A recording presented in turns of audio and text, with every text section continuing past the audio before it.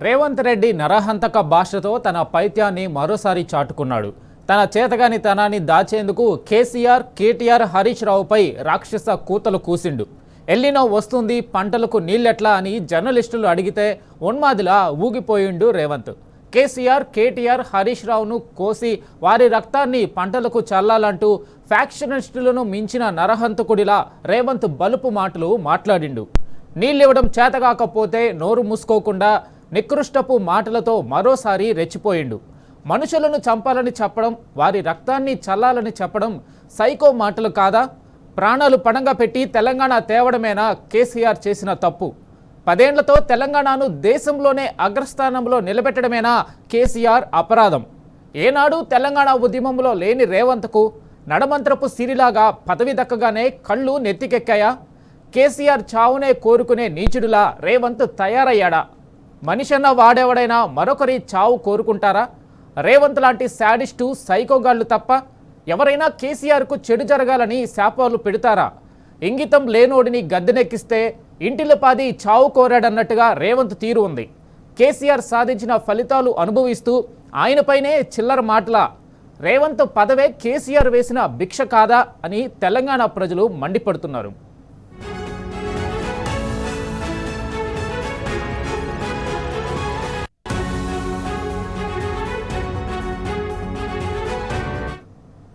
దీనిపై మనతో మాట్లాడడానికి బీఆర్ఎస్ నేత శుభప్రద్ పటేల్ గారు ఉన్నారు. శుభప్రద్ పటేల్ గారు, చెప్పండి, రేవంత్ సీఎం పదవిలో ఉండి ఆయన మాటల్ని ఎలా తీసుకోవాలి? ఈరోజు నమస్కారం అండి. మీకు చాలా బాధాకరమైనటువంటి విషయం ఏంటంటే, ఈరోజు రాష్ట్రంలో చూసుకుంటే మొత్తం కూడా ఇక్కడ మా రంగారెడ్డి జిల్లా షాబాద్ లో ఈరోజు 6 హత్యలు చేసినటువంటి ఒక నరహంతకుని గురించి రాష్ట్రం అంతా కూడా చర్చించుకున్నటువంటి పరిస్థితి ఉన్నది. రాష్ట్రంలో పాలకుడే ఈ రకంగా మాట్లాడుతుంటే ప్రజలు ఏ రకంగా ప్రవర్తిస్తారనే దానికి ఇది ఒక ఉదాహరణగా మనం నిలుస్తుంది. ఎందుకంటే ఒక హోంమంత్రిగా ఉన్నాడు, ఆయన్నే ముఖ్యమంత్రిగా ఉన్నాడు. తెలంగాణ తెచ్చినటువంటి కేసీఆర్ ని, అంటే తెలంగాణని 6 దశాబ్దాల పోరాటంని సత్ఫలితాలను సాధించి తెలంగాణ తెచ్చి తెలంగాణని దేశంలోనే చాలా రంగాల్లో అగ్రగామిగా నిలబెట్టినటువంటి పరిస్థితి దేశంలో తెలంగాణ తీసుకుపోయింది కేసీఆర్ గారు. అట్లాంటి ఒక మహోన్నతమైనటువంటి వ్యక్తిత్వాన్ని హననం చేసే దాంట్లో భాగంగా ప్రతి సందర్భంలో, అంటే రేవంత్ రెడ్డి గారు ముఖ్యమంత్రి అయిన నాటి నుండి కూడా కేసీఆర్ గారి కుటుంబాన్ని టార్గెట్ చేస్తూ కేసీఆర్ గారిని చాలా సందర్భాల్లో నేను అంటే కనుగొడ్లు తీసి గోటిలాడతా, లేకుంటే పేగులు మెడలు వేసుకుంటా, ఇట్లా రాక్షసులాగా ఒక సైకోలాగా ప్రవర్తిస్తున్నటువంటిది కనిపిస్తుంది. ఎందుకంటే వాస్తవానికి ఆయనకి ఈరోజు కేసీఆర్ గారు పెట్టినటువంటి భిక్షను, ఎందుకంటే తెలంగాణ రాష్ట్రం వచ్చింది కాబట్టి రేవంత్ రెడ్డి అనే వ్యక్తి ఈ రోజు ముఖ్యమంత్రి కాగలిగాడు. లేకపోతే సమైక్య రాష్ట్రంలో ఇట్లాంటి వాళ్ళకు మొత్తం కూడా ఏం చేసిండు? సమైక్య రాష్ట్రంలో రేవంత్ రెడ్డి గారు చంద్రబాబు కావచ్చు, చంద్రబాబు దగ్గర ఉన్నటువంటి ఆ టీడీపీ నాయకత్వానికి ఆ రోజు అడుగులకు మడుగులు వచ్చినటువంటి రేవంత్ రెడ్డి గారు ఈరోజు ముఖ్యమంత్రి అయిందంటే అది కేవలం తెలంగాణ రాష్ట్రం వచ్చినందుకే. దాన్ని ఈరోజు కేసీఆర్ పెట్టినటువంటి భిక్ష ఈరోజు నీ పరిపాలన కొనసాగుతుందంటే అది కేసీఆర్ గారు తెచ్చినటువంటి రాష్ట్రంలో నువ్వు ముఖ్యమంత్రిగా పరిపాలన చేస్తున్నావు. నువ్వు ఏ రోజు నువ్వు సెక్రటరేట్ పోయినా అది కేసీఆర్ కట్టిన సెక్రటరేట్. నువ్వు కమిషన్ అదే పోలీస్ కంట్రోల్ సెంటర్ పోయినా కానీ అది కేసీఆర్ కట్టినటువంటి ఆనవాళ్ళే కనిపిస్తున్నాయి ఆయనకు.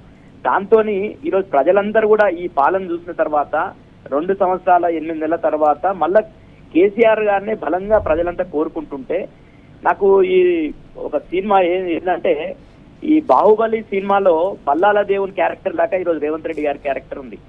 ఏంటంటే పల్లాల దేవుడు ఆయన పట్టాభిషేకం చేసుకొని పెద్ద ఎత్తున ఆయన బంగారు విగ్రహాన్ని పెద్ద ఎత్తున ఏర్పాటు చేసుకునే కార్యక్రమంలో ప్రజలందరూ కూడా మళ్ళీ బాహుబలిని ఏ రకంగా కోరుకుంటారు అంటే, ప్రజల మనసులో ఏ రకంగా బాహుబలి ఉందో ఈరోజు కేసీఆర్ గారు తెలంగాణ ప్రజల మనసులో కేసీఆర్ గారు బాహుబలి. నువ్వు కేసీఆర్ గారి ముద్రని చెలిపేయలేవు. నువ్వు ఎన్ని మాట్లాడినా, ఎంత వ్యక్తిత్వం అనడానికి ప్రయత్నం చేసినా గానీ కేసీఆర్ గారి పట్ల, కేటీఆర్ గారి పట్ల, హరీష్ రావు గారి పట్ల తెలంగాణ ప్రజలకు అంతే గౌరవం పెరుగుతుంటది. నువ్వు మూర్ఖునిలాగా నువ్వు ఎంత మాట్లాడినా వాళ్ళ విలువను తగ్గించాలనుకుంటున్నావు. కానీ అది ఈరోజు బాధ అనిపిస్తుంది ఏంటంటే, ముఖ్యమంత్రి స్థాయిని తక్కువ చేస్తుండే ఆయన, అదేవిధంగా ఆయన వ్యక్తిత్వాన్ని తక్కువ చేసుకుంటుండే తప్ప అది కేసీఆర్ గారు కావచ్చు ఇలాంటి జరగవు. ఈయన చేసేటటువంటి ఈ ప్రయత్నాన్ని తప్పకుండా తెలంగాణ సమాజం అంతా కూడా చాలా చీదరించుకున్నటువంటి పరిస్థితి ఉన్నది. ప్రతి విషయంలో రేవంత్ రెడ్డి గారు ఆయన పాలనలో విఫలమై ఈరోజు ఆయన హోంమంత్రిగా ఉన్నాడు, ఇన్ని హత్యలు జరుగుతున్నాయి, ఈ ల్యాండ్ ఆర్డర్ అసలు కంట్రోల్లో లేదు, మొత్తం పోలీస్ వ్యవస్థ మొత్తం కూడా ఈ రోజు కేవలం బీఆర్ఎస్ పార్టీ ఏదైతే ప్రజల పక్షాన పోరాటం చేస్తుందో వాళ్ళకు వ్యతిరేకంగా పనిచేపిస్తుంది తప్ప ప్రజల్ని ఈ రోజు శాంతి భద్రతలు కాపాడే పరిస్థితులు లేదు. ఈ రోజు షాబాద్ విషయంలో ఆయన ఏం మాట్లాడతారు రేవంత్ రెడ్డి గారు? దాన్ని ఈ రోజు పోలీసులు ఏ రకంగా ఒక పోక్సో కేసులో నిర్లక్ష్యం వహించడం వల్ల 6 మంది హత్యలైనాయి. దాని మీద తప్పించుకునే దాంట్లో భాగంగానే ఇలాంటి ఆరోపణలు చేస్తున్నాడు. ప్రతి విషయంలో డైవర్షన్ పాలిటిక్స్ చేస్తున్నారు రేవంత్ రెడ్డి గారు. ఆయన చేసినటువంటి దానికి తెలంగాణ సమాజం అంతా ఈరోజు చీదరించుకుంటుంది. అంటే ఈరోజు తెలంగాణ నుండి గతంలో మేము ఇక్కడ దేశంలో ఏ రాష్ట్రానికి పోయినా కానీ మేము తెలంగాణ నుంచి వచ్చినామంటే అరే కేసీఆర్ గారు అని చెప్పేటటువంటి గొప్పగా తెలంగాణ అంటే గొప్పగా చూసినటువంటి దేశవ్యాప్తంగా తెలంగాణ నుండి ఎవరు పోయినా కానీ గొప్పగా చూసినటువంటి పరిస్థితి ఉండే. ఎందుకంటే ఈ రోజు ఐటీ ఎక్స్పోర్ట్స్ కావచ్చు, అగ్రికల్చర్ కావచ్చు, ప్రతి రంగంలో మీరు ఎక్కడ చూసినా వెల్ఫేర్ కావచ్చు, డెవలప్మెంట్ కావచ్చు, తెలంగాణని దేశంలో అగ్రగామి నిలబెట్టింది కేసీఆర్ గారు. అట్లాంటి కేసీఆర్ గారి మీద ఇలాంటి ఆరోపణలు చేయడం, ఇట్లాంటి విమర్శలు ఇంత నీచంగా అంటే ఒక సైకో కూడా చేస్తుండొచ్చు కానీ మాట్లాడాడు. కానీ ఇట్లాంటి మాటలు చూస్తుంటే ఈయనకు మతిస్థీమితం లేకుండా పోయింది.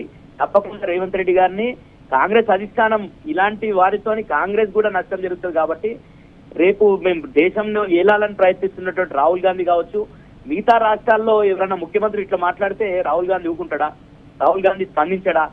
ఇలాంటి విషయాల్లో కాంగ్రెస్ అధిష్టానం కూడా స్పందించాల్సిన అవసరం ఉంది. రేవంత్ రెడ్డి గారిని ఎంత తొందరగా కాంగ్రెస్ అధిష్టానం తప్పిస్తే కాంగ్రెస్ అంత మంచి జరుగుతుందని మేము భావిస్తున్నాం. అయితే శుభప్రద పటేల్ గారు, మీరన్నట్లుగా ప్రజలు కోరుకునేది ఏదైతే కేసీఆర్ని తిట్టడం ఎవరో హర్షించరు. ప్రజలకు కావాల్సింది వారికి పంటలకి నీళ్లు. వీటి గురించి ఒక్క మాట మాట్లాడడు. ఎంతసేపు ప్రతిపక్ష నేతని కేసీఆర్ లాంటి వాళ్ళని తిట్టితే ఏమొస్తుందని సీఎం గారికి? అది ఈరోజు వాస్తవానికి కేసీఆర్ గారు కాళేశ్వరం అని కట్టి గోదావరి నది జలాలు గతంలో మేము తెలంగాణ ఉద్యమంలో తలాపున పారుతుంది గోదావరి, మన చేను మన చెలుక ఎడారి అంటే ఎడారిలో తెలంగాణ జీవనం మొత్తం కూడా నీళ్లు లేనట్టుగా గతంలో ఆంధ్ర పాలకులు కూడా ఏం చెప్పారు, మాకు నీళ్లు అంటే కింద పోతుంది గోదావరి, మీ తెలంగాణ మీద ఉందన్నారు. అట్లాంటి నీళ్లను దాదాపు 1/2 కిలోమీటర్ మేరకు నీళ్లను లిఫ్ట్ చేసి దేశంలోనే కాక ప్రపంచంలోనే లాంగెస్ట్ లిఫ్ట్ ఇరిగేషన్ ప్రాజెక్ట్ ఏదైనా ఉందంటే కాళేశ్వరం ప్రాజెక్ట్.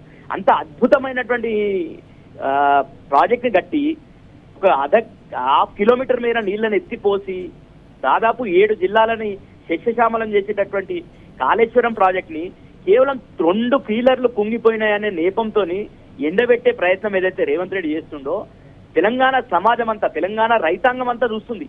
ఈయన ఏ రకంగా తెలంగాణ రైతుల పొలాలను ఈ రోజు ఎండబెడుతున్నారు. ఇప్పటి కూడా నార్లు ఎందుకు పడలేకపోతున్నాయి, నార్లు ఎందుకు వేసుకోలేకపోతున్నారు?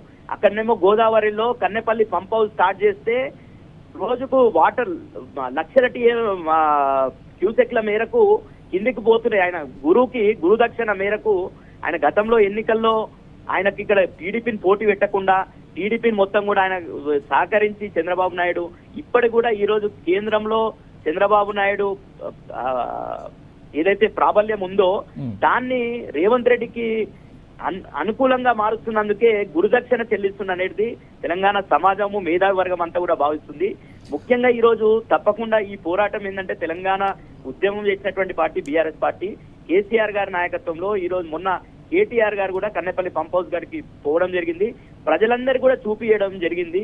నీళ్ళు ఏ రకంగా పోతున్నాయి, పంపులు ఆన్ చేసుకోవచ్చు. ఒక మేడిగడ్డ కాకుండా మేడిగడ్డ బ్యారేజ్ లో ఆపకున్నా కానీ కన్నెపల్లి నుండి పంపు చేసుకొని మనం అన్ని రిజర్వాయర్లు నింపుకొని రైతాంగానికి నీరు, తాగునీరు కావచ్చు, ప్రజలకు తాగునీరు కావచ్చు, ఎలిలో కష్టాలని మనం గట్టెక్కేటటువంటి అద్భుతమైనటువంటి కాళేశ్వరం అనే ప్రాజెక్ట్ మనకు ఉన్నప్పటికీ వాడుకోకపోవడం అనేది చాలా బాధాకరం. ఇది సైకోలకు అంటే కేసీఆర్ ఏది చేసిండో దాన్ని మేము వాడము అంటే రాక్షసానందం ఉంటుంది రేవంత్ రెడ్డి గారు తప్ప ఇంకొకటి లేదు. అదే విధంగా పాలమూరులో కృష్ణా నీళ్ళని మొత్తం కూడా రాయలసీమకు అప్పచెప్పి ఇక్కడ గోదావరి నీళ్ళని మొత్తం కూడా ఆంధ్రాకి అప్పచెప్పేసి మొత్తం కూడా తెలంగాణ మొత్తం ఎండబెట్టే ప్రయత్నం రేవంత్ రెడ్డి గారు చేస్తున్నారు. కాబట్టే తెలంగాణ సమాజం అంతా ఈ రోజు వర్షాలు పడుతున్నటువంటి రైతాంగం మొత్తం కూడా చాలా ఇబ్బందికరమైనటువంటి పరిస్థితిలో ఉన్నది. అట్లాంటి పరిస్థితిలో ఉంటే ఈయననేమో రాక్షసానందం వంతు ఈరోజు జీవితంలో ఎప్పుడు మొదటిసారి వేసినట్టు రైతు బంధు అనేది ఈయననే కనిపెట్టినట్టు నిన్న సభ పెట్టి నేను మొత్తం రైతులకు వేసేసిన అని చెప్పి ఈరోజు రైతులకు కావాల్సింది రైతు పెట్టుబడి సాయం దేశంలో ఎవరు చేయండి కేసీఆర్ చేసిండు. అట్లాంటి పెట్టుబడి సాయంతో పాటు నీళ్లు రావాలి, ఈరోజు నారలు వేసుకోవాలి. వర్షాలు పడే పరిస్థితి లేదు. కాబట్టి రైతులు కోరుకున్నది ఏంది, ఈరోజు ఆ కన్నెపల్లి పంప్ హౌస్ స్టార్ట్ చేయి, మోటార్లు స్టార్ట్ చేయి. అదేవిధంగా కృష్ణా నది మీద ఏదైతే ప్రాజెక్టులు గతంలో పెండింగ్ గా ఉంచినటువంటి ప్రాజెక్టులను రన్నింగ్ ప్రాజెక్ట్ చేసిండు కేసీఆర్ గారు, అక్కడ కూడా నీళ్లను ఒడిసి పట్టుకొని కృష్ణా గోదావరి నది నీళ్లను ఒడిసి పట్టుకుంటే తప్పకుండా తెలంగాణ రైతాంగం గట్టెక్కేటటువంటి పరిస్థితి ఉంది. కానీ ఈ రోజు రాక్షసానందంగా రేవంత్ రెడ్డి గారు కేసీఆర్ గారి పాలనలో ఈ ప్రాజెక్టులు పూర్తవుతున్నాయి కాబట్టి, మళ్ళా కేసీఆర్ గారి పేరు వస్తుంది కాబట్టి నేను ఇట్లా ఈ ప్రాజెక్టులని ఎండబెట్టాలనే ప్రయత్నం చేస్తుంది. కానీ తెలంగాణ సమాజం అంతా తిరగబడుతుంది. మంచి మంచి పెద్ద పెద్ద సమైక్యవాదులనే పెద్ద పెద్ద నాయకులను తరిమి కొట్టినటువంటి గడ్డ తెలంగాణ పోరాటాల గడ్డ.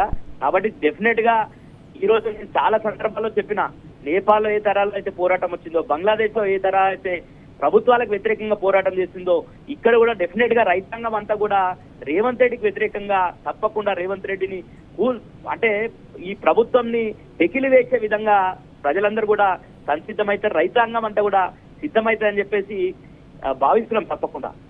ఖచ్చితంగా శుభప్రద పటేల్ గారు, ఏదైతే ఆయన్ని ముఖ్యమంత్రిగా గుర్తించట్లేదు ప్రజలు కానీ ఎవరు కూడా ఆయన గుర్తించట్లేదని ఒక బాధలో ఎక్కువ ప్రతిపక్ష నాయకుడిని కేసీఆర్ లాంటి నాయకుడిని తిడితే అన్న నాకు గుర్తింపు వస్తుందని ఇలా మాట్లాడుతున్నాడే తప్ప సీఎంగా ఆయన మాట్లాడాల్సిన మాట తీరు ఒక ప్రెస్ మీట్లో కూడా ఒక సభలో కూడా కనిపించకపోవడం చాలా బాధాకరం.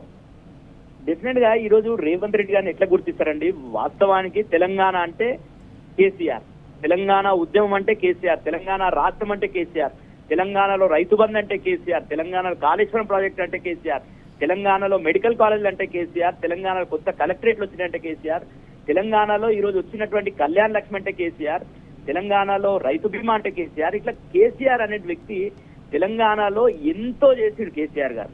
ఆయన అనునిత్యం కేసీఆర్ గారు తెలంగాణ గురించి పరితపించిండు. తెలంగాణ రాష్ట్రం వచ్చిన తర్వాత తెలంగాణను ఎవరు ఊహించలేము. తెలంగాణ దేశంలో ఇంత స్థాయిలో మేము ఉద్యమం చేసేటప్పుడు కూడా తెలంగాణ రావాలని కోరుకున్నాం తప్ప తెలంగాణ ఇంత గొప్ప స్థాయిలో ఇంత కొద్ది సమయంలో దేశంలో అన్ని రంగాల్లో అగ్రగామి నిలబడతారని ఊహించలే. కానీ కేసీఆర్ గారు ఆ పోరాట పటిమ ఏదైతే చూపించిందో ఉద్యమంలో, విజనరీ లీడర్షిప్ తోని అడ్మినిస్ట్రేషన్ లో కూడా ఆ రకంగా చూపించి దేశంలో ఎంతో మంది ఉద్యమకారులు పరిపాలనలో ఫెయిల్ అయ్యారు, కానీ కేసీఆర్ గారు సక్సెస్ అయ్యాడు. అట్లాంటి సక్సెస్ ఉన్నటువంటి కేసీఆర్ గారితో నువ్వు పోల్చుకుంటే నువ్వు నక్కకు నాగలోకానికి ఉన్నటువంటి తేడా ఉంటది. డెఫినెట్ గా నువ్వు మంచిది కేసీఆర్ వారికి కొనసాగిస్తే, కేసీఆర్ గారి పథకాలు కొనసాగించు. కేసీఆర్ గారు కట్టినటువంటి కాళేశ్వరం 2 ఫీలర్లు దెబ్బతింటే ఆ 2 ఫీలర్లు రిపేర్ చేయి. నువ్వు ఏదైనా నీకు ఆదాంతో మంచి పేరు వస్తుంది తప్ప నీకు గుర్తింపు రావాలి. నువ్వు కేసీఆర్ గారిని మరిపిస్తేనే నన్ను గుర్తిస్తారంటే అది అపోహ. నువ్వేదో మాయ మాటలు చెప్పి ఎలక్షన్ల ముందల ప్రజలు కూడా అందరు భావించింది ఏంటంటే ఏదో మా ఎమ్మెల్యే ఓడిపోతాడు కానీ ఇలా ముఖ్యమంత్రి కేసీఆర్ ఉంటారని భావించారు. ఆ రకంగా కొంతమంది దాంతో ఆ రోజు కేసీఆర్ గారిని ప్రజలు డెఫినెట్ గా కేసీఆర్ గారిని ఎప్పుడు కూడా పొడగొట్టుకోరు. ఈ రోజు కూడా ప్రతి గుండెని తెలంగాణలో ఉన్నటువంటి ప్రతి గుండెని అడిగితే కేసీఆర్ అని పలవరిస్తున్నది. ప్రతి ఒక్క రైతు పలవరిస్తుండ్రు, ప్రతి ఒక్క విద్యార్థి. ఈరోజు విద్యార్థుల పరిస్థితి ఏంది, ఏ రకంగా ఉన్నారండి?